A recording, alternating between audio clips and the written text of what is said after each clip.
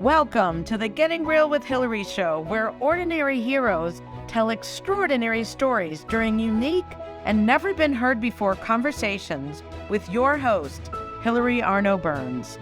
Hilary's unique listening and way of asking questions results in conversations that aren't usually talked about, so you can create the life that you really want but are afraid you can't really have. We are demonstrating the greatness in the human spirit and creating a world where we all reclaim our birthright of joy, happiness, purpose, and passion. Now, here's your host, Hilary Arno Burns.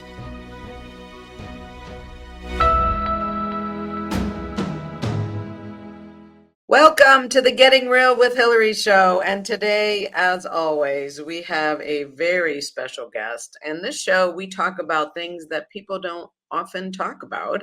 And my guest today, Gifty Volimkarime, is a very, very special woman. And she's the country manager for Ghana. And she works with Crossroads International. We just had Heather Shapter on from there. If you haven't seen that interview, please watch that. You'll get a history of the organization. And Gifty is the country manager for Ghana. So she can talk specifically about what's happening in Ghana, and with the empowerment of women and girls and what they're doing is so moving and inspiring that you're going to want to have your tissues nearby. So welcome, Gifty. Thank you very much, Hilary. Nice to see you. Yes, it's great to have you here. So she is staying in Toronto, right? Yes. Right now, yeah. Yes. Actually, at Heather's. I'm living at Heather's place. So You're I'm leaving here. when? I'm staying with Heather in her Yeah. home in Toronto. Yes. Yeah, so she's staying with Heather, who, again, if you haven't seen Heather's interview, please watch that. And so she introduced me to Gifty because she wanted us to hear more specifics about what they're doing, and she knows that Gifty is she's a gift, and I want you, Gifty, to tell them about how you grew up and what inspired you to want to help women and girls, or at least to help, serve. Okay, so go ahead. Thank you very much. And I'm really excited to have the opportunity to speak on your show. It's very inspiring to see what you are doing, and also giving us the opportunity to speak about our program. So, as you rightly mentioned, my name is Gifty Volimkarime, and I come from Ghana. Accra is where Crossroads country office is based. And Ghana is a country in West Africa. We are in West Africa, in the African continent, and Crossroads has an office there, but it's been operating in Ghana for over a decade now. So I grew up in the northern part of Ghana. So Ghana is divided. You can look at it in four geographical divisions. So we have the southern part, the western part, the middle belt, and then the northern or the savannah part. And I grew up in the northern part. So the northern part of Ghana is mostly agrarian. So people's livelihood survive through farming. And my dad was a farmer. He's now retired.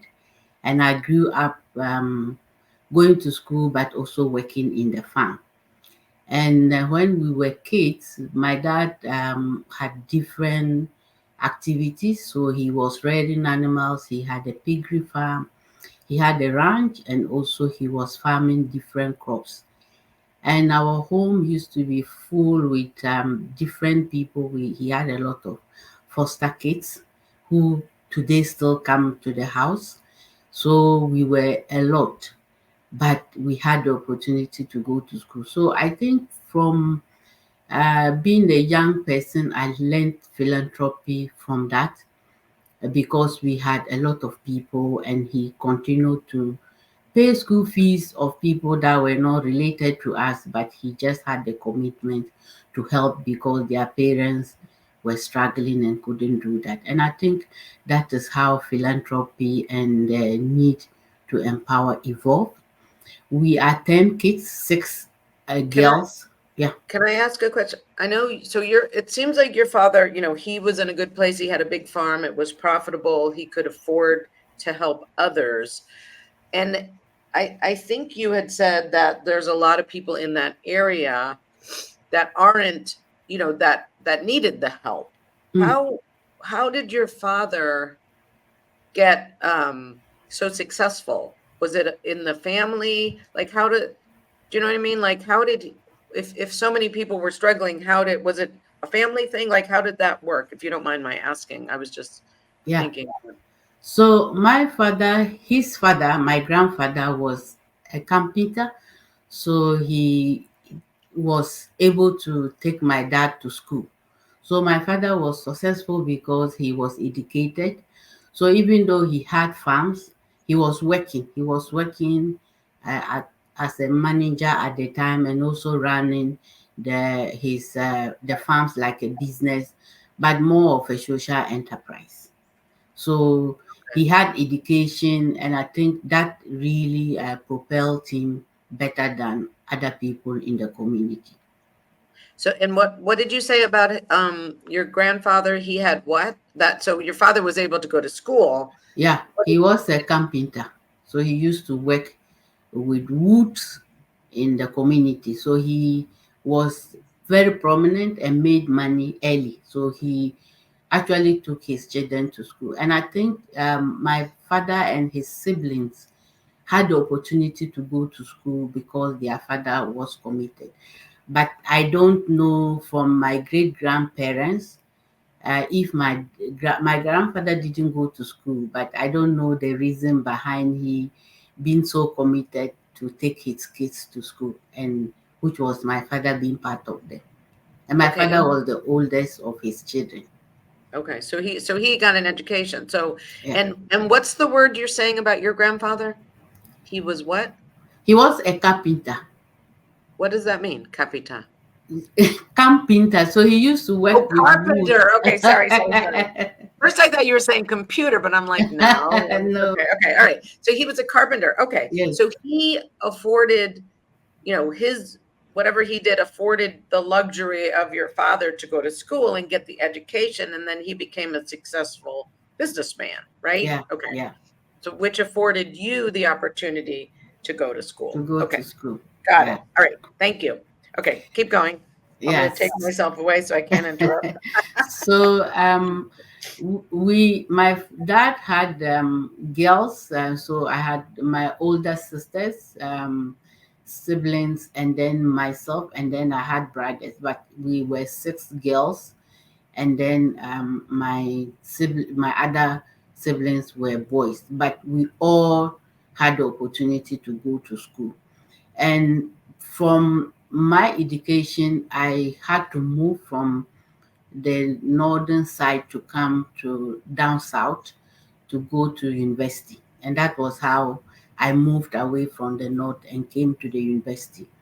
So coming to university, I realized that even at the university, being in down south, which with the way Ghana is organized, is the poverty level down south is much better than up north, because up north are the communities that have the very poorest people living there, because we have just one season, but in the south the cropping season are twice, because you can plant in the major and minor season, which isn't the case in the north.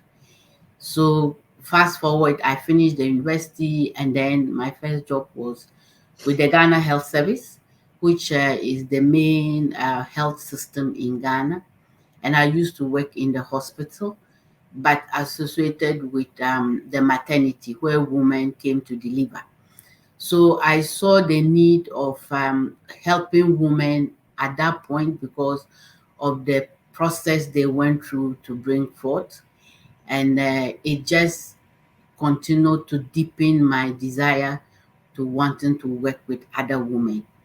And then from the Ghana Health Service, I joined the UN, and I think that was where I found the purpose and identified myself that this was something I really wanted to do for life. So, And what what about the women? There you were in the maternity ward, so they're delivering babies. What was it that got you about helping them? so what got me was that some of these women came late to the maternity ward, and most of the issues they raised were not having transportation to come because they didn't have the money. Some of it was that the families thought that they should stay longer because they were ignorant. They didn't have education to understand that the further you delay, the more complicated it gets. And then some of them also feared coming to the hospital because they didn't feel or didn't think they have money to pay for the bill. So if I were to even get there early and deliver, I may not be able to have my baby back home because I can't pay the bill. So poverty was just the central point. That for me was the cardinal point to say, okay, this woman really needs to be empowered so that they can be able to make these decisions that affect their lives. Wow. Okay. So it was the poverty, the lack of I mean, you could call it education or Yeah. understanding. Okay. Mm. And yeah. Okay. Thank you. Wow. So when you got the job with the UN, you went from the hospital to the UN. Was that locally in Ghana, or did you come to New York for that? It was locally in Ghana with the United Nations World Food Program.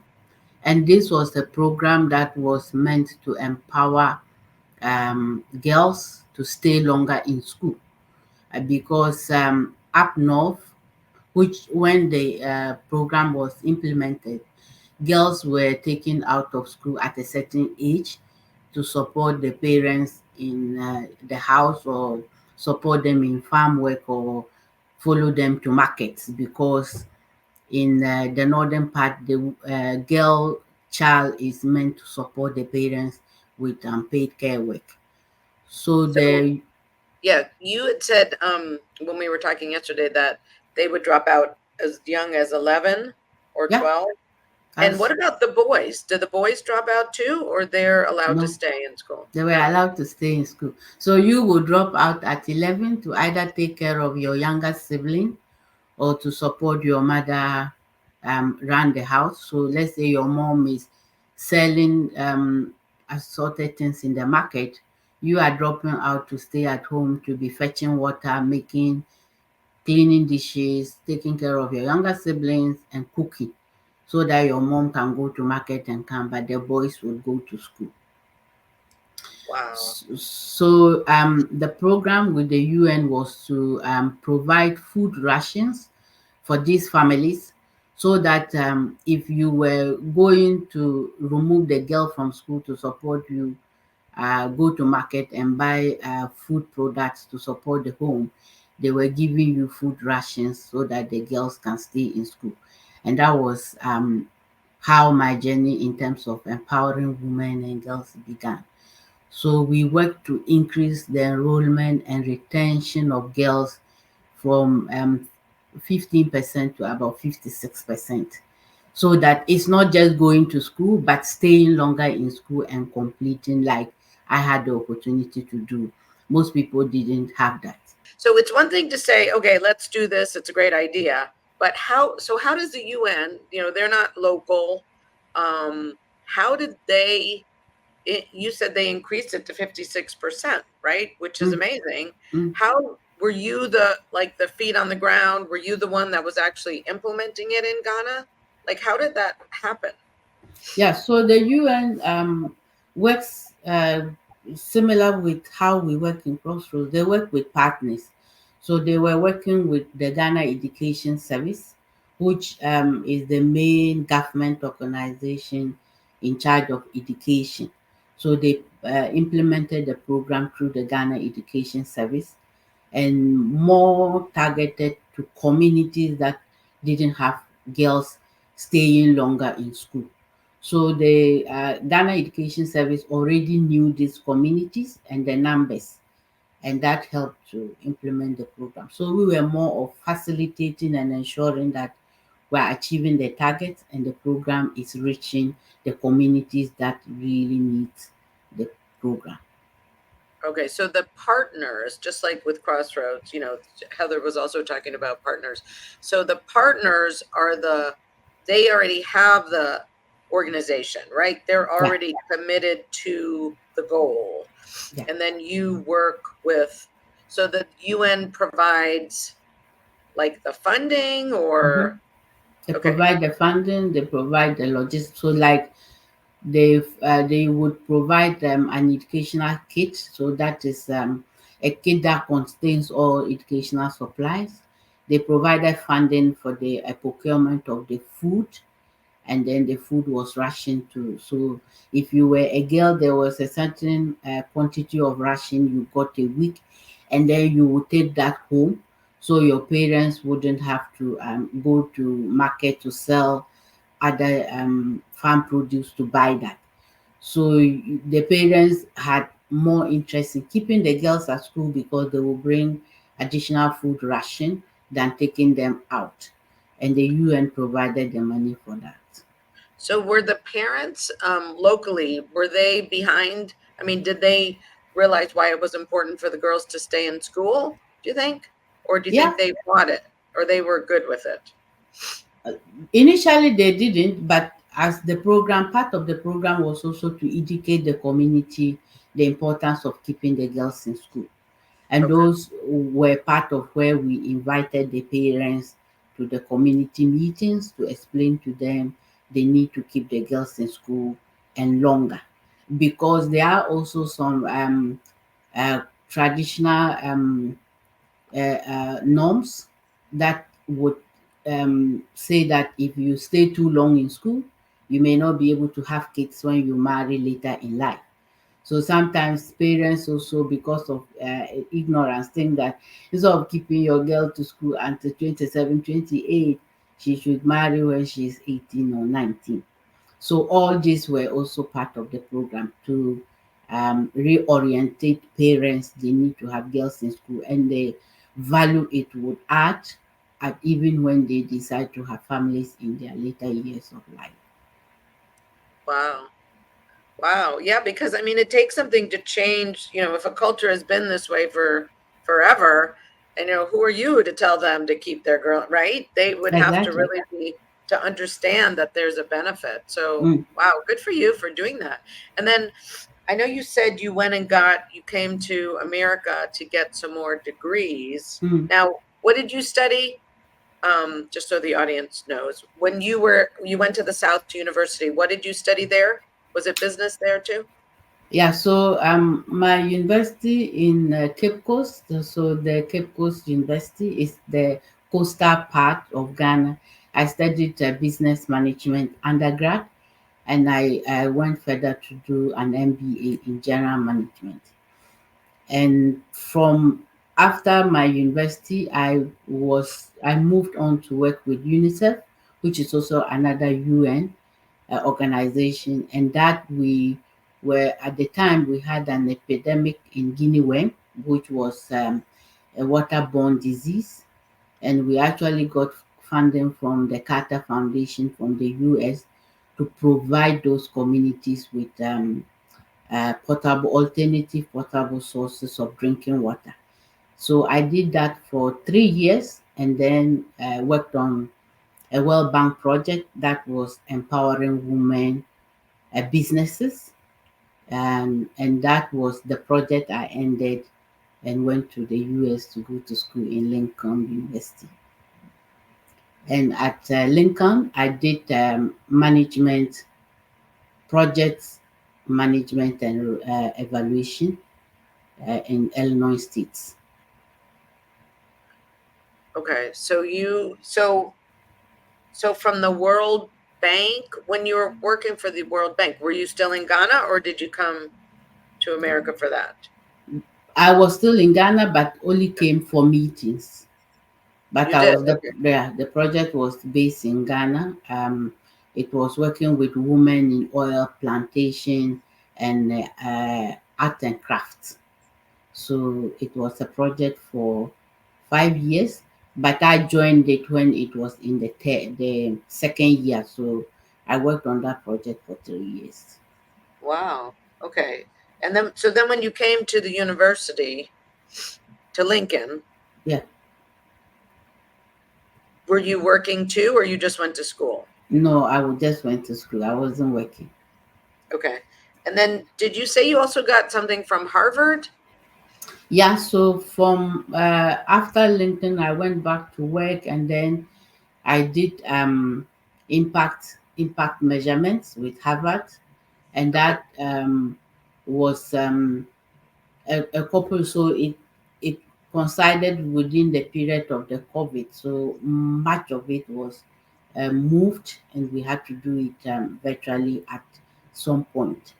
And that was later. And I didn't work. I only volunteered at the side business school, the entrepreneurship center, and that more of also looked at building the capacity of women in terms of resources and tools in the business environment to evaluate their own progress in terms of um, natural use of resources and resource efficiency, because most of the business landscape for the women that work in uses natural resources, and they need to understand how to efficiently use them and not create a negative impact for the planet. So that gave me the opportunity to deepen my skills in that area as well. And that moved me back into the humanitarian and development work with Crossroads, which I'm working on. Okay. So when did you start with Crossroads? I started with Crossroads in 2020 in June. 2020. Okay. Okay. And are you, um, I think I asked you yesterday, but you are you're do you actually work for Crossroads, or you're a partner in Ghana? I You work work for Crossroads. I worked for Crossroads Oh, as a okay. staff member of Crossroads in Ghana. But Crossroads works through partners. So in Ghana, we have 13 partners Crossroads is working with, and I am the staff member who is coordinating and nurturing the relationship of these partners with Crossroads to implement our program in the different locations and different thematic areas Crossroads is committed to. Okay. So you're like the liaison between Crossroads and the partners. You're the local.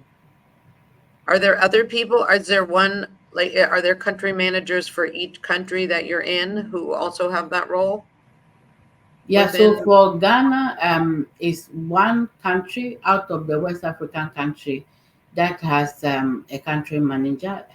For the other African countries, we have the Francophone West Africa, which is headed by another lady, and Okay. the office is based in Senegal.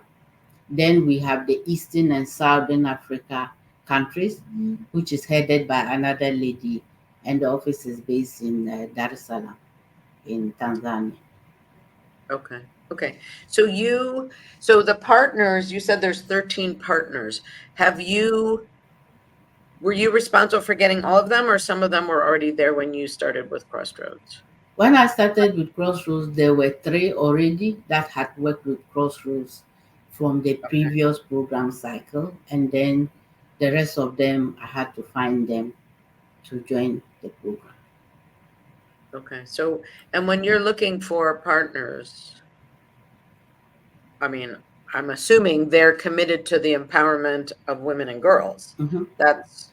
That's what you're looking for, is other organizations that already exist Mm. that are committed to them. Yeah, so with our model, what we do is that before we would sign a partnership agreement with any organization, we look at the programs they are committed to. So it must be they must have interest in human rights programming, or they must be a rights-based organization. So an organization that promotes the holistic rights of human beings. They must be an organization that empowers women and girls. There Mm-hmm. must be an organization that is headed by a woman, or dominated by female leadership, Mm. and they must have either of or one of these components. And they must also be an organization that promotes the leadership, or opportunities for women to develop leadership capacity. So most of the organization we have either have all this, or they have one of this that they are working with. And they must also have the opportunity to work with volunteers, because we galvanize volunteers to support with their expertise to implement our programming. So a partner must also have the capacity and interest to work with volunteers. It's also one of the criteria that we would have to look before we sign you up. And the volunteers, are they the ones that are coming from Crossroads, or do they have local volunteers too? No, they are the ones that are coming from Crossroads International. So Okay. from last year, we did have volunteers that were coming from the continent. So you would have a volunteer from Nigeria working in Ghana, or a volunteer from Togo or Uganda working in Ghana. But we didn't have Ghanaians working in Ghana in Crossroads. So a Ghanaian would work in, say, Togo in the Crossroads office, or in Uganda or Tanzania. So the nationalities didn't have to work at their countries of origin, but they had the opportunity to work in other countries within the continent in Crossroads, which were in their countries of origin. And that was because during COVID, we couldn't get Canadians traveling abroad to Mm. contribute to our work. And that was how we worked with the local volunteers, which we call the South South program. Okay. Okay. So now I'm just, are there a lot of, you were talking about the North and the South, and some of the people are very poor. Who are these women who are starting these organizations, and how, are they just called to it? Are they the educated ones? Like, who, I know, like Heather, at a very young age, she was creating a charity when she was 17, right? And you at a young age saw, and I think her parents also. In my family, I didn't really see that. That wasn't something, that I was looking to do. And for you, you saw your father helping others. Who are these women that are starting these organizations or growing these organizations, would you say? Or they're probably all different, but I'm just curious. So they are local national women, who most of them have been either survivors from some of the thematic areas we are working in, like victims of gender-based violence, which they've survived and excel, and they want to get people out of that same trajectory. Some of them also have worked in the area and feel they have the capacity and passion to be able to deliver more tailored support to the communities that they work with. And some is just a passion that they develop, maybe through friendship, through learning from other programs, and then they want to do it. So the different organizations have their different sources of inspiration where they derive to start up the work. What we do is that we work with organizations that are linked to the grassroots. So organizations that work very closely with these marginalized and vulnerable communities or populations. And that is what we target the program, because we believe that if you work with the grassroots organizations and organizations that are more rooted and build the capacity, then there is the opportunity for a lasting impact and sustainability, because these would be solutions we would co-create with the community, and they understand their issues better and what can work than working with an organization that may just assume that this would be a solution and would not be well suited for them. So that's Right. how we find them and we work with them. But I'm pretty sure the inspirations to start what you want to do definitely is very diverse from each of the organizations. Yeah. Wow. Okay. So these partners, they work with the girls. It's not like they're twice removed in Yeah, an office. They're really working with them and they're helping real people, not just yeah. ideas. Okay. All right. Mm, Wow.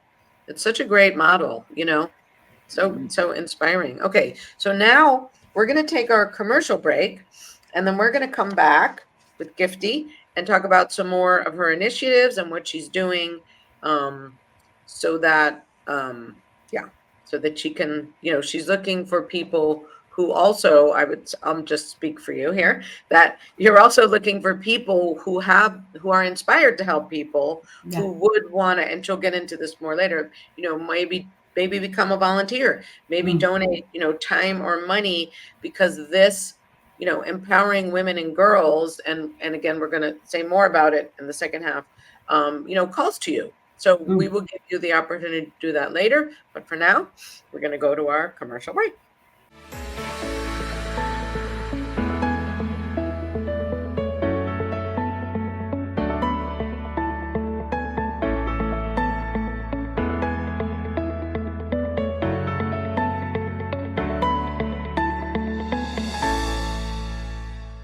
Has social emotional learning become just one more thing on your teachers' plates? Do teachers and students both find it boring and ineffective? Then bring Kikori to your school. Kikori transforms classrooms through experiential SEL activities that help students play, reflect, connect, and grow. Even better, students say it's more fun than recess. Schedule a no-obligation conversation at kikoriapp.com/bringkikori. KIKORI. Do you ever feel like you can't say what you really want to say? Or that you're stuck or in a holding pattern in your relationships, career, personal life, or finances? Are there things you want in life that you've given up on? Are you resigned that this is as good as it's going to get? If you answered yes to any of these questions, then Hilary Burns, host of the Getting Real with Hilary show, has the solution you need. Hilary is a published author of 3 books and has a program called the Getting Real process. This process frees you from what is holding you back, allowing you to create a life you love. Don't believe it? It is hard to believe that it could work, isn't it? The proof is that hundreds of Hilary's clients have used the Getting Real process and are now free to create whatever they want in relationships, career, finances, enjoying life, or just loving themselves more. So go to realtalkwithhilary.com and order Hilary's book, Real Talk, and set up a conversation.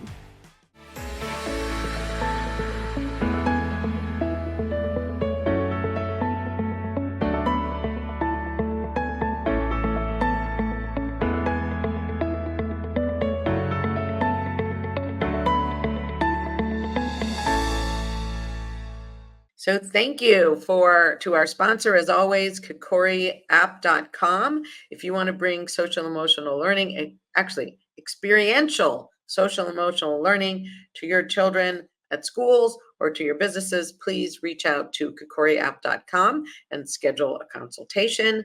And also, if you believe in elevating the conversations and consciousness of the planet, that's what the Getting Real with Hilary show is up to, talking about things that people don't talk about. It. If you'd like to be a partner or advertise your business or become a guest on the show, reach out to me, Hilary, Hilary, at gettingrealwithhilary.com, and let's have a conversation and let's become partners in elevating what people talk about and creating lives they love. So here we go. I'm bringing back Gifty. We're going to hear more about what she's doing to empower women and children.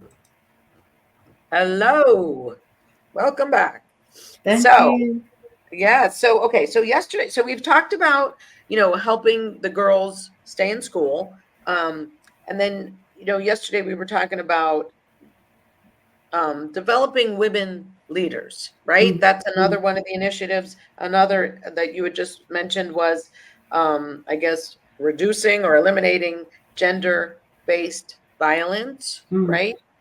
And I don't know if I'm leaving one out, but can you talk about, what you're doing and the impact that you've made so that people, and maybe more like what it's like that these initiatives are in place so people can understand. So go ahead. I'll be quiet. I'll No, put myself on mute, so I'll let you talk. Go ahead. thank you so much, Hilary. So, in Crossroads, we believe that ensuring the rights of women and girls across all aspects of life is the only way to secure a prosperous and a just economy, and also a more inclusive and a healthy planet. So most of our programs are focused on the rights of women and girls, and we work with our partners in ensuring that there are these platforms that are established so that the voices of women can be heard. Some of our initiatives, we had a program that was targeting the capacity of children and girls after as an after school curriculum, which we call the Girls Empowerment Program. That initiative was our flagship. Is ended now, but it yields a lot of positive results, which we are evolving into a girls leadership program at the tertiary level.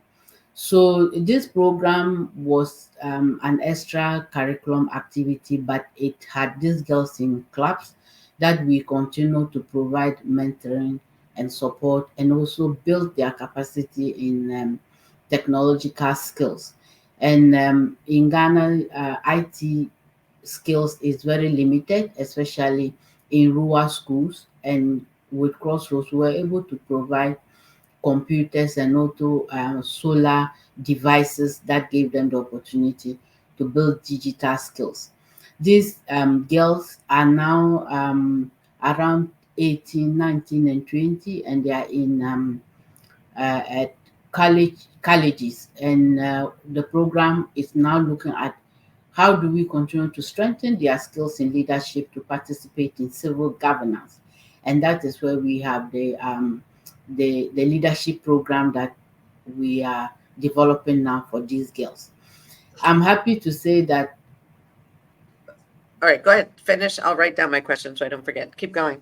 out of this program, we've had a couple of our girls being very confident to stand for student election, and that is propelling them to go into major political governance within their respective regions, which isn't what is very familiar, because most of the time women are not involving themselves in politics. And not having women speaking and contributing to the policies and decisions that affects their lives continue to impact women negatively, because when policies are made and the consumers of that policy, who are the majority as women, because Ghana, we have about 56% of the populations are women, but it is not us who are contributing to make the policies. It is the men who are not the majority. So having this is very inspiring, that we are having younger people building the interest to participate in politics and can contribute to these decisions. So that is a very interesting program for us, and we believe that scaling program like that across the country would really benefit a lot of women, not just for themselves, but it will also help to bring their valued contributions to the country at large. Wow. Okay. So that's amazing. Now, so for these 18, 19, and 20-year-olds who are now, you know, taking leadership roles, if you didn't have this program, where do you think they would be? They would probably be very quiet somewhere that we won't know, or some of them may have even dropped out of school because of the lack of resources to continue, and some of them may have gotten married very early, as the culture sometimes demands. So, So this, yeah, so this is really, this leadership program is really changing their lives. That's yeah, really setting them on paths that they would not be on without these programs, with that, right? yeah, absolutely, and they are contributing to making decisions even at home, um, and making them with an understanding of the norms that they have to work with, but it's more with clarity and appreciation of their own spaces. And they are also able to serve as change makers in their communities because they've lived in the communities, and most of rural communities, to be able to move a program, you need to build trust Right. within the communities. And having people that have lived in the community develop capacity and come back, they already have the trust in the community. So orientating and shifting a mindset becomes very easy because they trust the person that they are working with. And that is also one of the contributing factors that are making our program successful in the rural communities because of the trust that we Yeah, build with because the community. Yeah, because I'm thinking, if I'm a mother and I dropped out of school and I did what I did, and then all of a sudden my daughter is taking on leadership, I could feel threatened. I could Mhm. feel like inferior, or who do you think you are, right?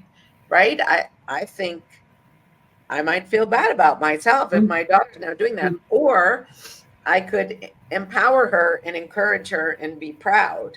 So I guess that's part of your job, right? Is to make sure that the rest of the community isn't threatened, but see it as progress, right? Is that, Absolutely. yeah, So I did mention about social norms. So social norms are just beliefs and rules in the communities that governs the way they exist. And our conversation is not to say that social norms are completely negative, but right, it is an understanding on how you navigate within these norms and making people feel comfortable.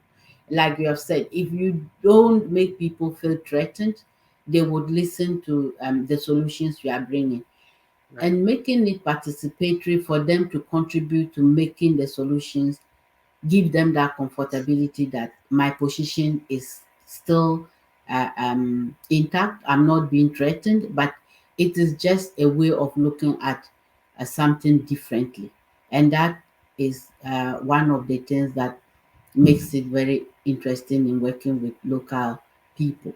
We believe also in working with the duty bearers, which are usually the influential people in the community. And once they get the understanding of the impact of this change, they are very happy to give you the opportunity and own it. And we don't work with different people, but working with grassroots organization because we want them to own the process, we mm, want them to own the results, and we also want them to own the continuity of it. And that is why we work in such a manner and using that approach. So we are very participatory. Even before you design a program, you have to have a conversation if this would work and how will it work. And then we build it. So you don't just have a model and get into a community and say this is what we want to do. And by doing that, the process becomes very fluid because they feel this is something we contributed to and we have to make it work. wow. I mean, it's so, brilliant. It's genius because, you hear of things being forced on people and they sabotage it or they rebel or they don't help and they make sure it doesn't work. but you guys are really so just, I don't know, somebody's a genius and aware, and I just congratulate you on the progress and the impact that it's working, right? So many things don't work, so just really so inspiring, and I hope that people listening will use this in their own situations to help empower, really at the grassroots level. It's fabulous. So okay, so we talked about the leadership, we talked about helping the girls stay in school. We didn't talk about protecting them. Am I missing one of the, I think there's 4 initiatives. I think I'm missing one, but I know the protecting them from gender-based violence. That is there a lot of that? There's a lot, and we've worked in gender-based violence for years across the continent. And currently, we have a very vibrant program we call the Access to Justice. So, Access to Justice embodies a lot of our activities around gender-based violence, around human rights approaches, and also around access and agency. So one of the initiatives we have, which I'm very inspired and appreciative of leadership and our funders, is the 60 plus gender-based violence access to justice model, and that is a model we are using to reach out to women 65 and above. And in Ghana, that project is focusing on a community of older women that has been accused of witchcraft, and this we know have been a transition of their growth from menopausal to where they are now, and some of the characteristics they've exhibited out of those transitions, people associate them with bad omen that happens in their families. So you have people suffering from dementia and then hallucination, and they think that the bad fortunes they have suffered, they are the witches that are causing those problems. And these women have been isolated into a very isolated community and housed there. The housing structure and the conditions they live are very deplorable. And usually they are elderly and they need support. So they will go there with their grandchildren or younger children. And these children that go with their mothers or grandmothers lose the opportunity to go to school, and they also lose their livelihood because of the social stigma. So the project worked with we had the baseline that we conducted, and then we were able to highlight these issues, and also looked at what could be the solutions in a progressive manner in terms of finding them alleviating the conditions they were. So we had the health screening program. We have a psychosocial support program, so they are getting therapy from trained therapists. And then also we are providing hygiene supplies for them.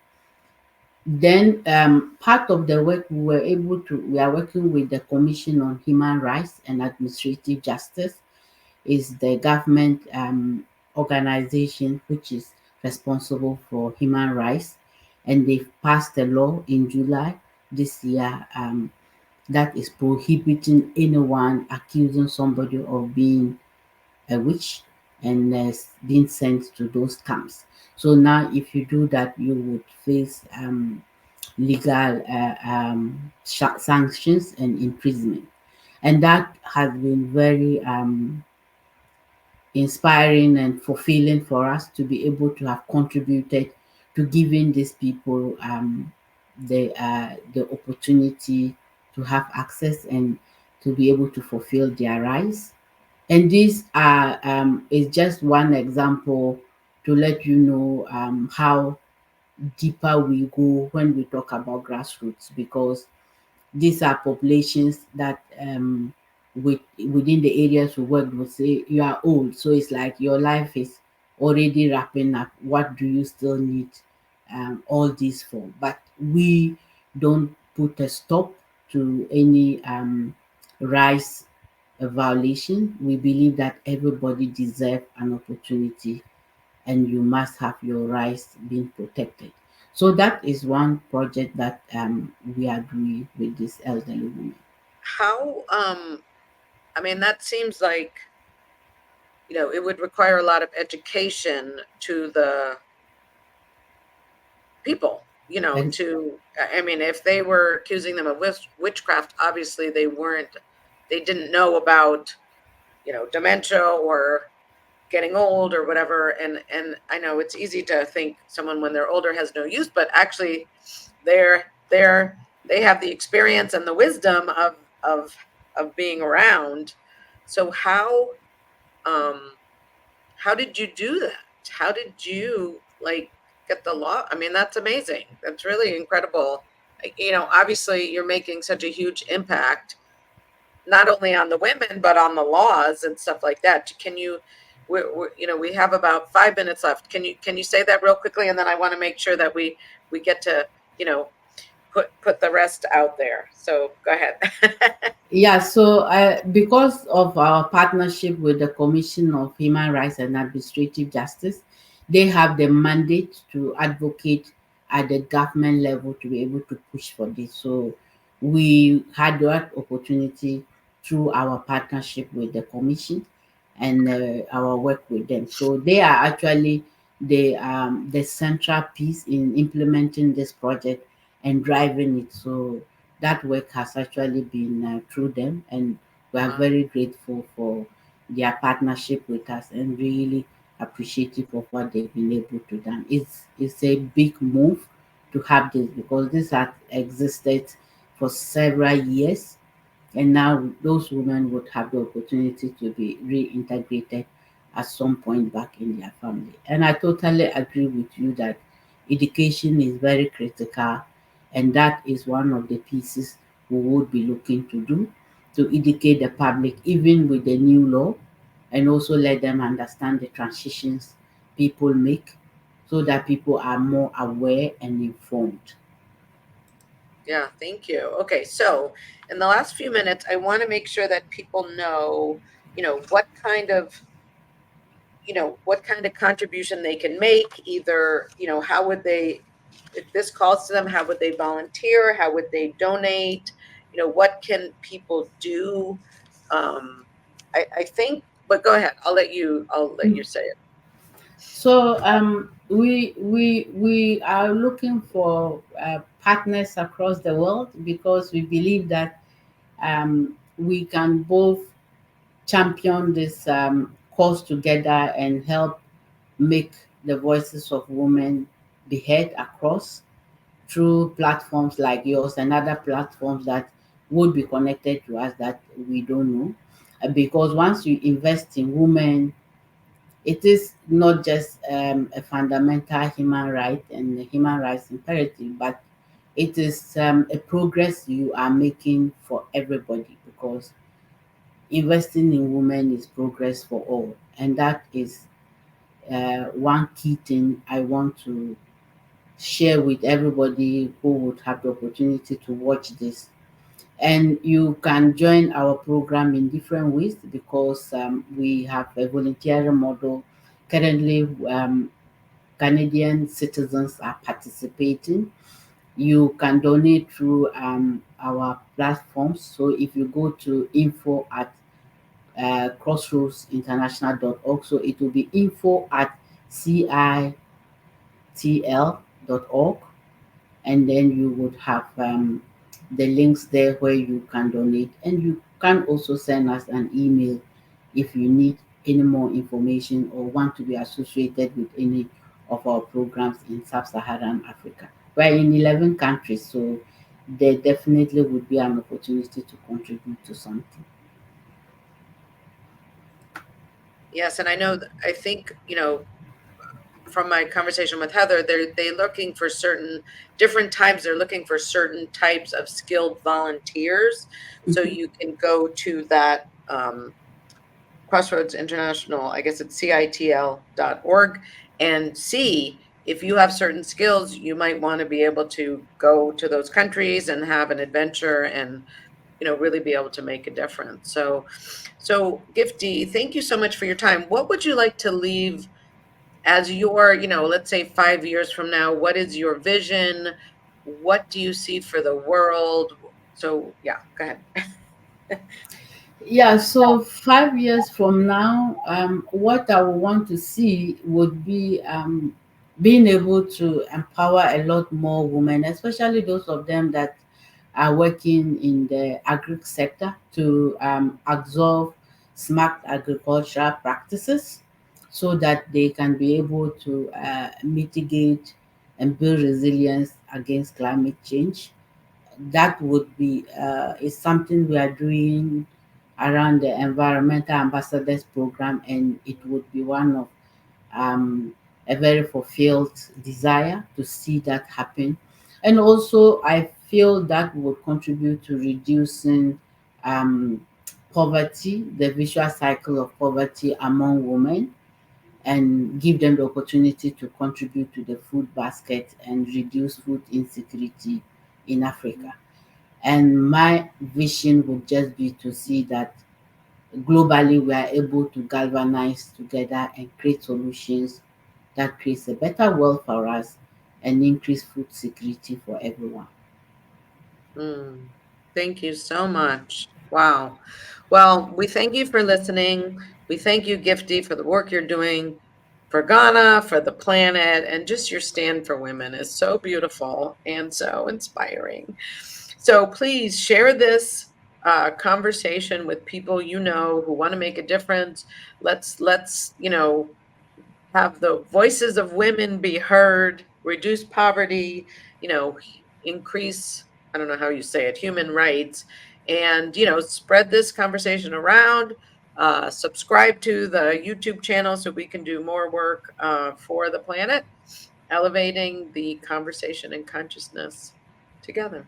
So thank you, everyone. We'll see you soon. Thank you. Thank you for watching this episode. I started getting real with Hilary when I discovered that I was a people-pleasing, pleasant phony and wanted to be more of my real self. We can grow together if you will like the show, subscribe to my channel, and share this episode with your friends and family so that we can have a world that's more real.